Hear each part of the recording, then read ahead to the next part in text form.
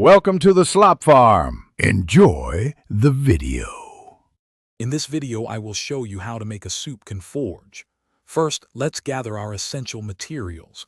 You'll need one large metal soup can, about 25 ounces, along with some plaster of Paris and sand.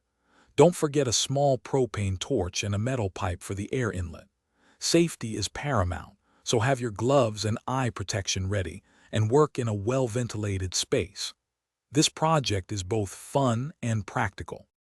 Now let's prepare the refractory material that will line your forge. Combine equal parts of plaster of Paris and sand in a mixing container. For example, use 2 cups of plaster and 2 cups of sand. Gradually add water, stirring constantly until it resembles a thick pancake batter. Pour this mixture into your soup can, filling it to about 1 inch from the top edge. This creates the heat-resistant core of your forge. Next, we need to create the crucial air inlet for your torch. Carefully insert a metal pipe, approximately 1/2 inch in diameter, into the wet plaster and sand mixture.